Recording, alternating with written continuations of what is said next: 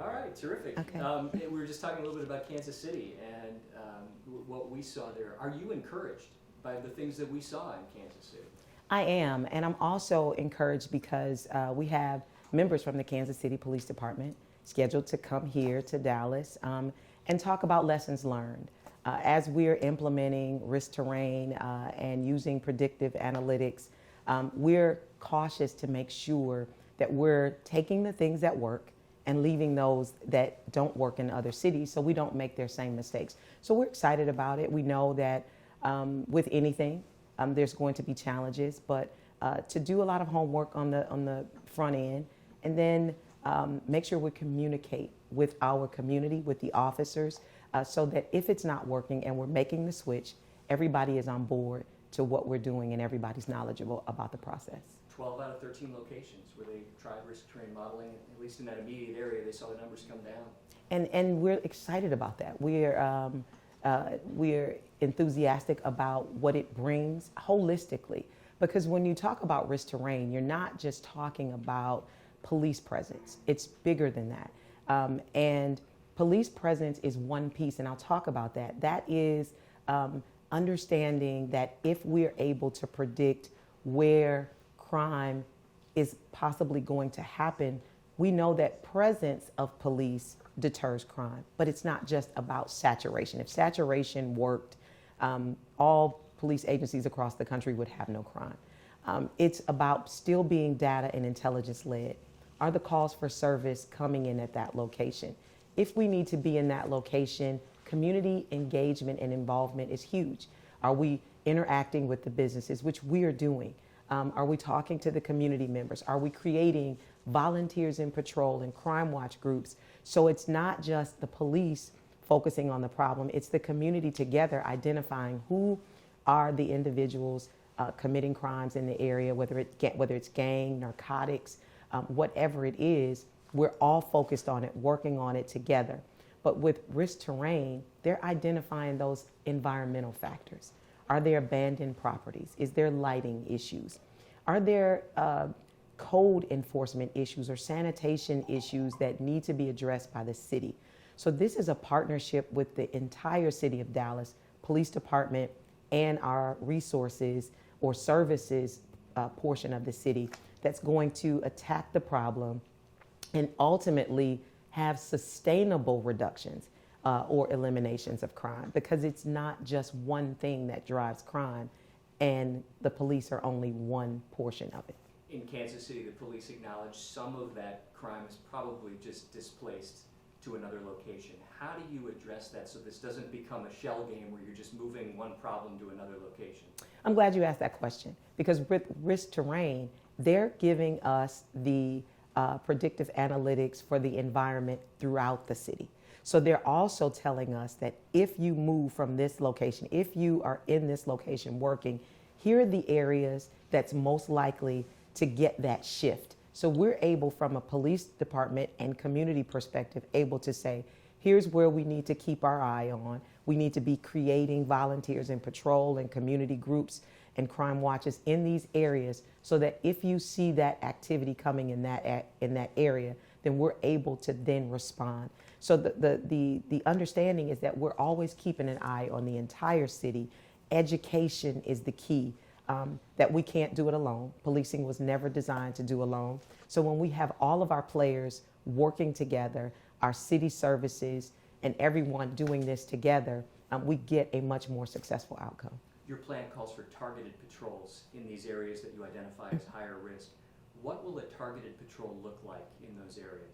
So targeted patrol is simply making sure that we're in the areas where the highest calls for service are coming from, where we're seeing the crime happen. If we're honest, the crime at Ledbetter and Bonneview is the crime today. It was the crime last year, the year before, and 10 years before I got here.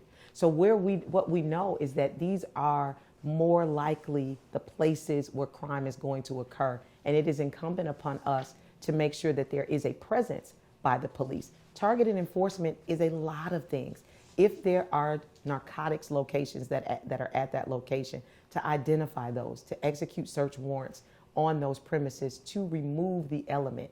It is not an all-out attack on a specific area. It's identifying those drivers of crime, those areas that are permeating or producing the criminal activity, and go after those particular entities. Will officers be told to ramp up traffic stops in those areas? Well, I will tell you that traffic stops are a huge part of law enforcement and crime fighting.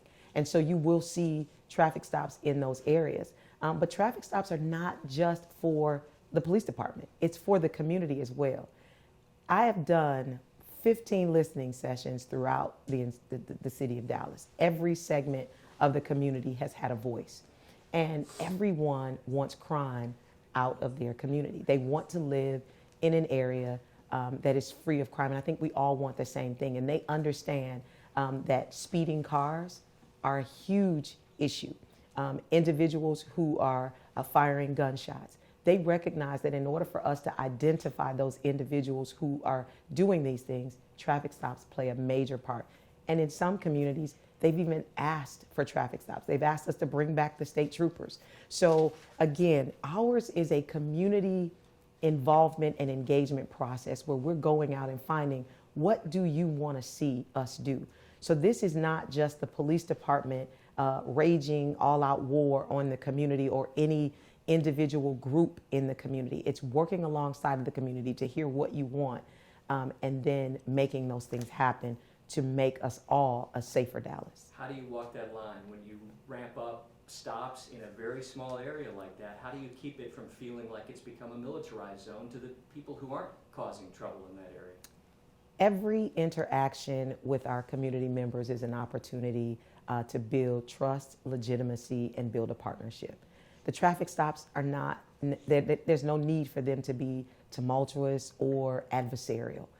They're simply, if someone is breaking the law, whether it is speeding, whether it is not having the proper plate on a vehicle, failing to signal, identifying that individual, letting them know that this is a violation of the law. Oftentimes our traffic stops end in a warning. So that is our opportunity to interface with the community and make sure that we're identifying the problems, but also stopping any behavior that is contrary to having a safe environment in our city. So I think it's important. It gives us an opportunity to see our community members, and it gives them an opportunity to see us and not always see us in a negative light. In the political campaign right now, we're hearing a lot of debate about stop and frisk and about what happened in New York when some of these more aggressive stop policies were put in place. Is there a concern here that this could end up looking more like what happened with stop and frisk in New York if you ramp up that enforcement in those small zones? Absolutely not. You do not have a stop and frisk police chief. I am very clear about partnerships and building relationships, and community engagement is the key. When you are involved in a community, you know who the players aren't. So you don't have to stop everybody in a community. That's why community policing has played a major role, even in the city of New York. When they went to community policing, they could do away with the stop and frisk, because now that I know who lives on this block, I know who does not live on the block. And individuals in this community is going to tell me who the drug dealers are or who the individuals who are bringing the negative activity, and we can focus on working alongside of our community members to focus on those individuals. So it's not stop everybody. You're stopping more with an eye to people you suspect are involved in certain things in neighborhoods? The focus is wanted individuals, those individuals who are wanted for crime, and then those individuals who our community is telling us, these are suspicious people, Officer Brown or Officer Jones. We need you to check them out. They don't belong in our neighborhood. That's the relationship that we're working on when we're in these communities and focused on crime in that area. Your plan says risk terrain modeling data will be used to identify some of those areas for targeted patrols. It also seems to suggest that there may be other data tools that you will use to look for those areas. What other tools will you be using? Are you considering things like Predictive? Well, you know, predictive policing is a huge part of it, and we've talked to Predpol and other companies but we do have the ability to do those predictive analysis with our own crime analysis. As we said before, we get our data by calls for service. Previous offenses, where are they happening? Where did they happen last year and the year before? That's going to tell us where they're likely to happen even in 2020.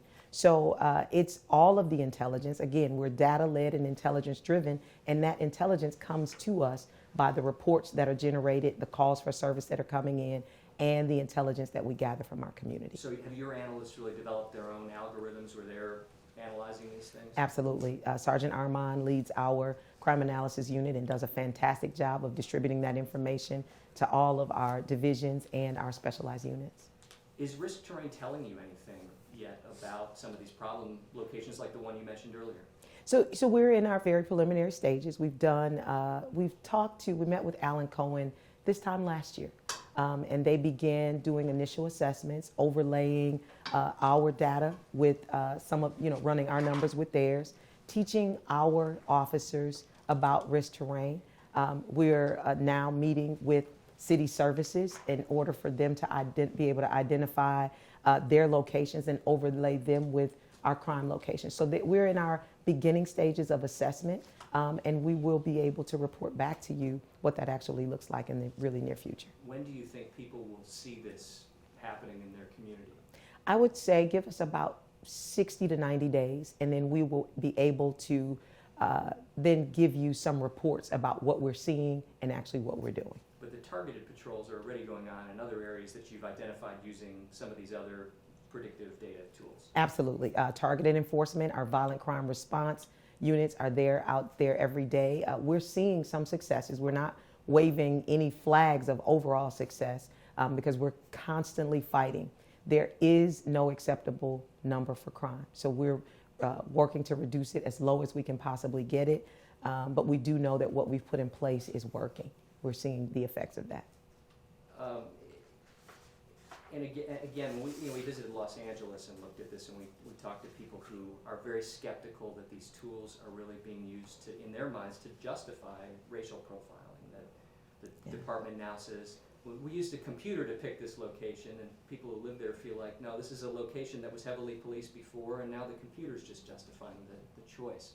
What can you say to people who have that skepticism that these tools will be used to somehow just perpetuate racial profiling in a community?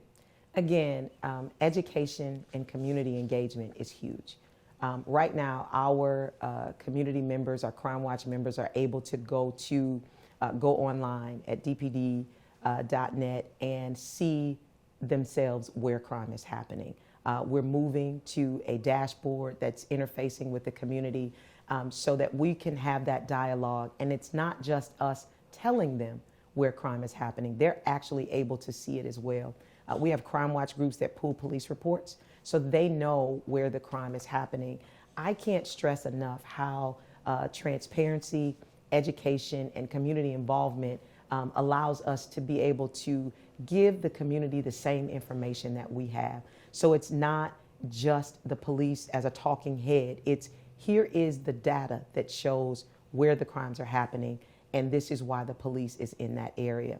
Building relationships and partnerships with every segment of the community. We have 43% of our community is Hispanic, about 25% of our community is African American, and so we have to make sure that we're interfacing with them and making them understand, or making sure that they understand exactly what our actions are, why, the who, the what, and I think we eliminate some of the speculation because people have actually a real data that's tangible that they can see. Will you publish the boxes where you're going to conduct these targeted patrols? And that will be with the interfacing dashboard that's being created by the Office of Innovation. And so that is the goal, to give them all the information that we have. So you're going to put that out there so Yes. people will be able to know if their neighborhood is in one of these boxes. Absolutely. This is where the crime is, and this is where the police are. And this is where we want them to be. We want you to create a volunteers in patrol. We want them to create crime watches, and we want to help them because they are our partners. And once they know where the problems are, now we're partners in making sure that we solve this. Everybody we talked to in other cities where they've tried this said, you need to set up systems to audit these programs and monitor them to make sure that they don't end up causing some of these unintended consequences. They don't end up in left field, from where you started, and that they accomplish what they set out to do. What plans do you have to set up a system to monitor these things to make sure they don't go off track? Absolutely, and that is why we're bringing in members from Kansas City to make sure that we have those audits in place to get their best practices, see how they're doing it, and to make sure that that's in place. That is our intention, and we're going to work with all of those entities. We know that Baton Rouge has a risk terrain model, as well as Atlantic City and Kansas City. So we'll be reaching out to them to see how they are monitoring and what audit systems they have in place, and then we're going to recreate those that fit Dallas. Are you running into challenges when it comes to pulling together all the other city departments, other resources that you'll need to implement risk terrain? Because this takes a village, literally. I mean, you've got to get code enforcement and lighting and possibly even utility companies, private entities to the table on this. Here's where I want to plug. I think I have the best boss in the world, T.C. Broadnax, who's our city manager, has pledged to give us not just the police department, but the entire city what they need to be successful. He is in the process of convening a group to support this risk terrain. He's very excited about it and making sure that we all have what we need for the entire city of Dallas to be successful. So I'm thankful to have that level of support and his commitment to making sure that this is successful. With any new strategy in a community like this, there's always questions about whether the leadership is committed to being there to see these things through. What can you say to people here? Are you committed to being in Dallas, to seeing this effort through? I am committed to Dallas. I live here. I've been here now 2.5 years, and everything that I do is about the city of Dallas. And I'm here for the long haul, as long as you'll have me. And I'm committed to the process. I love this city. I just talked about possibly opening up a business if I can ever get some time to myself. But I'm here, gonna see it through. Dallas is a wonderful place, and we have a lot of work left to do here in the police department to become the safest city in the United States, and that's our pledge, and I'll be here to see that through. Like any big chief, you face challenges along the way. I'm sure there's days where you think maybe is the grass greener somewhere else. Have you given thought to that along the way, about looking at other cities? Absolutely not. I'm committed to the city of Dallas. I have not once looked to go anywhere else since the day I arrived. It is challenging. But as you know, I'm a very spiritual person, and I believe that God stretches you in the role that you're in. And so every challenge makes me better. It corrects something that maybe that was altered in me, and that I need to focus. So I understand that there are challenges in anything and in everything, and I'm up for the challenge. I thank God that I was given the opportunity. TC could have picked any police chief, and he picked me, and I'm here to make sure that this city is successful. In terms of predictive policing, how convinced are you that these things are going to work? Like anything, I believe that there are challenges, but I believe that we've seen successes, and we know that there's success in predictive policing. We have to be careful to follow those things that work and leave behind those things that don't work. We get an opportunity to see other cities' failures and successes, and the smart police department looks at those things that worked and tries to implement those and tosses away those things that don't work. I know you were also very straightforward at a news conference recently about saying, if this doesn't work, you're not going to keep beating the drum if it's not seeing success. Absolutely. We'll be very transparent that it's not working for the city of Dallas, and we'll move on. There are a lot of technological advancements to reduce crime. And so we are, like most cities, focusing on those things that have success and working to implement them in our city. And if they don't work, we do know that we need to switch and make an adjustment and pivot to another area. One of the experts that we talked to on this, who studied predictive policing a lot, said he was a little surprised at how aggressive Dallas is embracing these things, given some of the challenges that other cities have seen with the implementation the programs. What are your thoughts? My thoughts are, obviously he didn't see your segment, that the reason we're aggressive is because we know that it works. And understanding what I said before, the things that work, to go after those things. The things that don't work, leave those behind. But when you see success, you build upon that.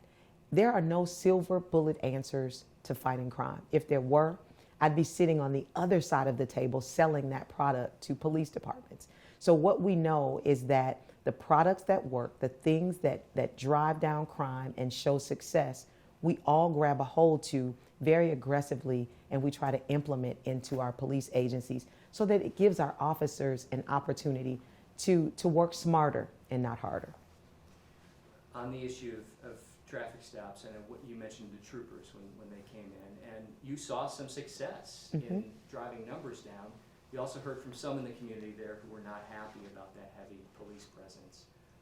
What you're doing going forward, how will it look compared to what happened when you brought the troopers in? Are you essentially going to do a local version of that using Dallas police resources? So we've already began implementing our violent crime response team and our targeted patrols. And again, I think it's communication with the community so that they understand where crime is, what's happening, and what we will be doing in those areas. As I said, just finished 15 listening sessions, listening to what the community wants to see, and being very intentional about delivering what it is that they want to see and how they want to see it. And you believe the community supports these increased patrols in those areas, a much higher police presence there? I will share with you that increased patrols in neighborhoods and around the city was probably the top 5 things that was consistent in every meeting I attended. You're hearing from people they want to see your officers more. They want to see the police. They even said constables, sheriffs,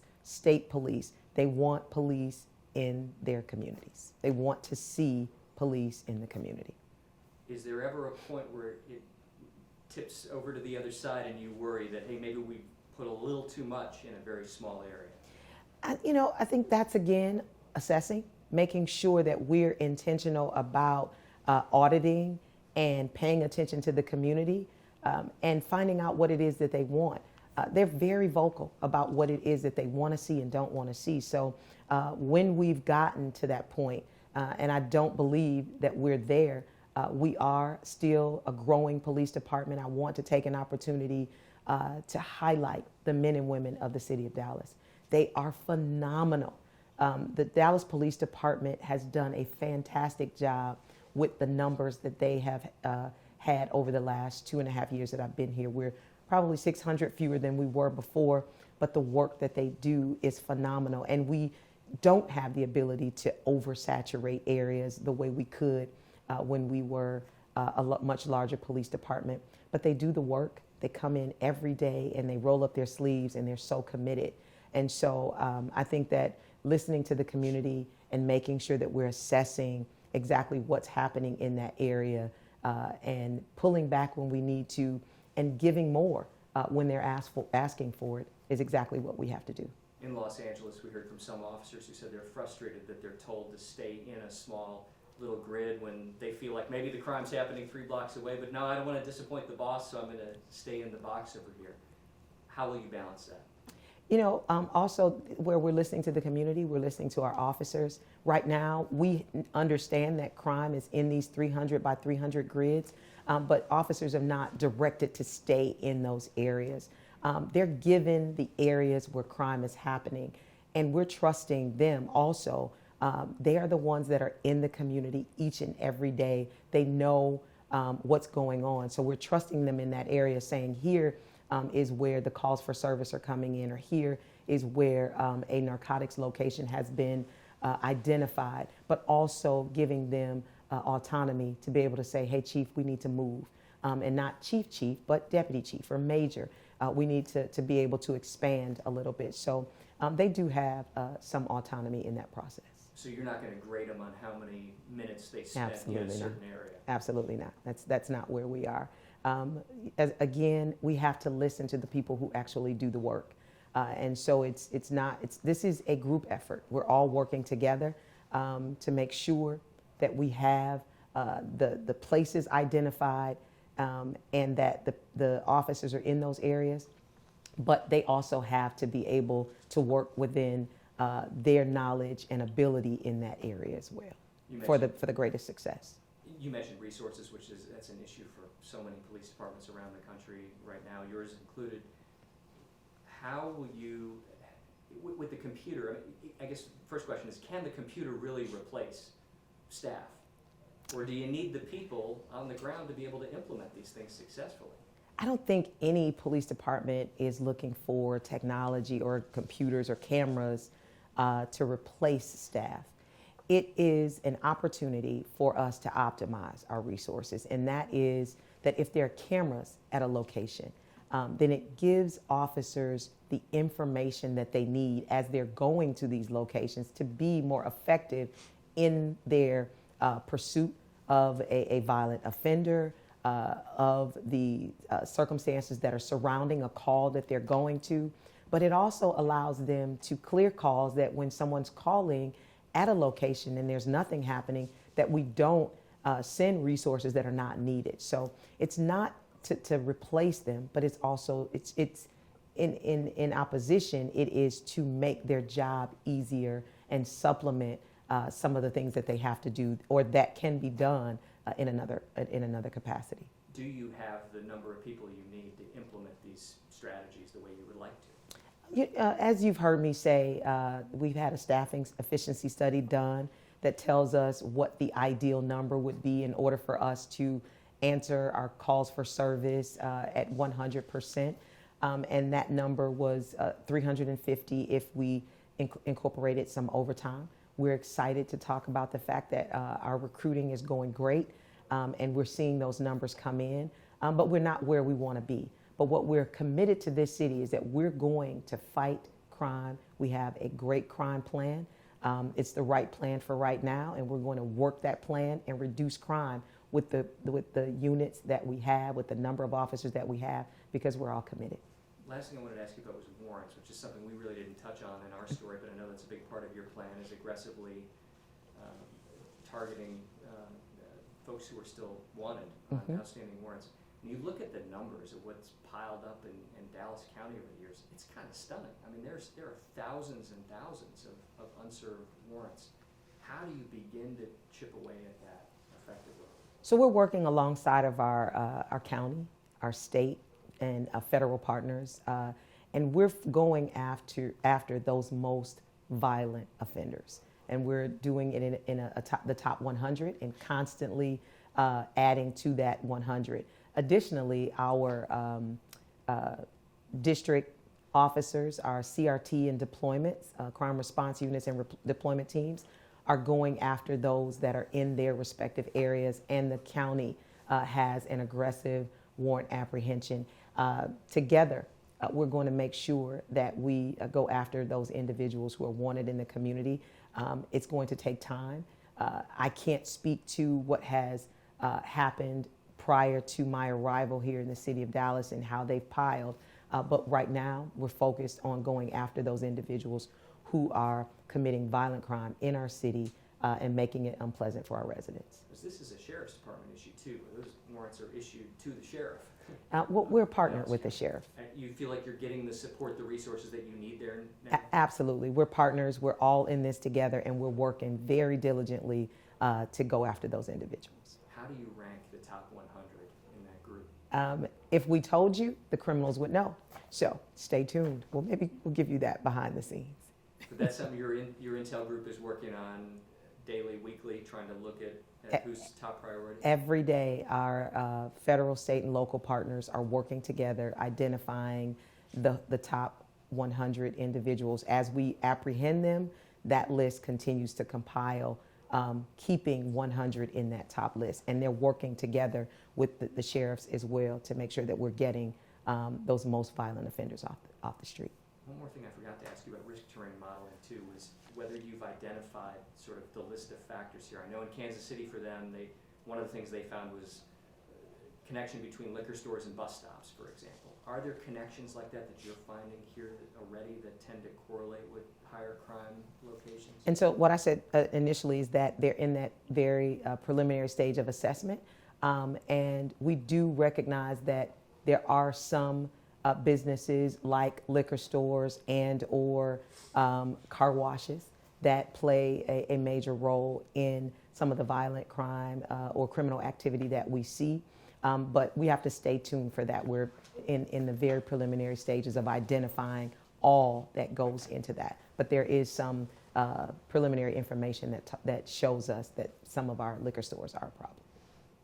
Anything else that you'd like to add that we haven't had a chance to cover?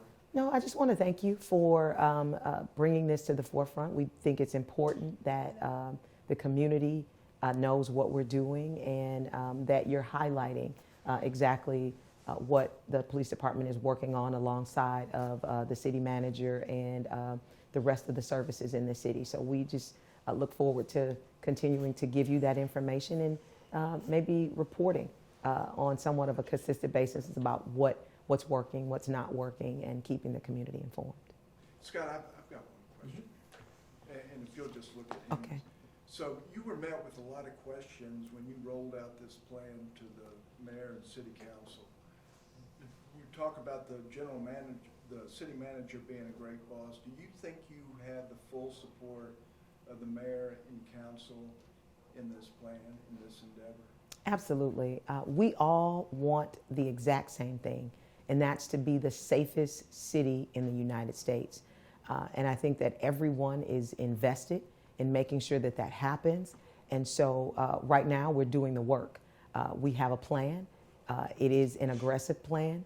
It is the right plan for right now.